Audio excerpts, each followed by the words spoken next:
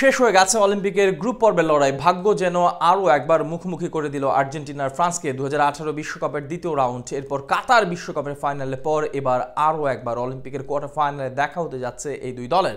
ঘরের মাঠে ফ্রান্স বুনছে দ্বিতীয় স্বর্ণপদকের স্বপ্ন, অন্যদিকে আর্জেন্টিনা চোখ তৃতীয় স্বর্ণপদকের দিকে। দুই দলের মধ্যকার ম্যাচের বাকিটা জানবো প্রতিবেদনে।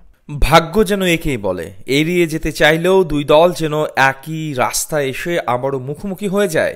কাতার বিশ্বকাপ হারের পর থেকে আর্জেন্টিনার প্রতি এক ভিন্ন অভিমান জমে আছে ফ্রান্সের।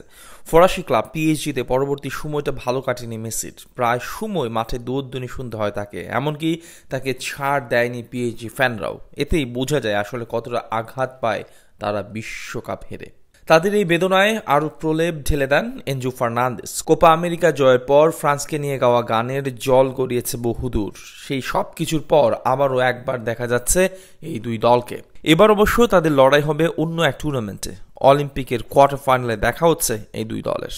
এবারের অলিম্পিকে এ গ্রুপে অবস্থান স্বাগতিক ফ্রান্সের, অন্যদিকে আর্জেন্টিনা অবস্থান করছে বি গ্রুপে। 3 ম্যাচে 3 জয় পাওয়া ফরাসিরা হয়েছে নিজেদের গ্রুপ চ্যাম্পিয়ন, অন্যদিকে 3 ম্যাচে 2 জয় পাওয়া আর্জেন্টিনা 6 পয়েন্ট নিয়ে হয়েছে গ্রুপ রানার্স আপ। নকআউটের ফিক্সচার অনুযায়ী এই গ্রুপ চ্যাম্পিয়ন দল মুখোমুখি হবে বি গ্রুপের রানার্স আপের সাথে, আর তাতে করে দেখা হচ্ছে এই দুই দলের। এবারের আসরে অন্যতম শক্তিশালী দল হচ্ছে ফ্রান্স। 3 ম্যাচে 7 গোল করলেও হজম করেনি একটি গোলও। এতেই বোঝা যায় যেমন শক্তিশালী তাদের আক্রমণ, তেমনি দুর্দান্ত তাদের রক্ষণ। এদিকে পরাজয় দিয়ে শুরু করা আর্জেন্টিনা ঘুরে দাঁড়িয়ে পরের 2 ম্যাচেই তুলে নেয় জয়। মরক্কোর সামনে 6 পয়েন্ট আর গোল ব্যবধান একই হলেও মুখোমুখি লড়াইয়ে মরক্কোর বিপক্ষে হারের কারণেই পিছিয়ে পড়েছে তারা, যদিও সেই হার ছিল বেশ নাটকীয় আর ঐতিহাসিক। আগামী 3 তারিখ রাত 1টায় স্টেড আটলান্টিকে মাঠে নামবে দুই দল।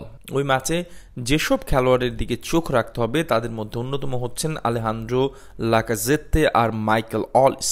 ফরাসি এই দুই আক্রমণ ভাগের খেলোয়াড় আছেন দারুণ ছন্দে। একজন অবদান রেখেছেন 3 গোলে, অন্যজন 2 গোলে।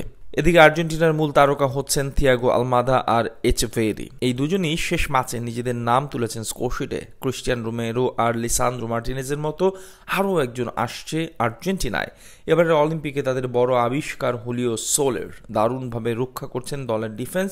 তবে কোপা আমেরিকা জেতা জুলিয়ান আলভারেস, নিকোলাস ওটামেন্ডি আর জোরে নিমো রুইয়ের দিকেও রাখতে হবে চোখ। দুই দলের কোচিং প্যানেলে আছেন সাবেক 2 কিংবদন্তি খেলোয়াড়। ফ্রান্সের ডাগ আউটে আছেন থিয়েরি অরি আর আর্জেন্টিনার ডাগ আউটে আছেন হাবিয়ের মাসচেরানো। এখন পর্যন্ত অলিম্পিকে সাফল্য পেয়েছে দুটি দলই। 1984 সালে স্বর্ণপদক জয় করে ফ্রান্স, আর 1900 সালে হয়েছিল রানার্স আপ। অন্যদিকে 2004 আর 2008 সালে 2বার স্বর্ণপদক জয়ের পাশাপাশি আরও 2বার রৌপ্য পদক পেয়েছে আর্জেন্টিনা।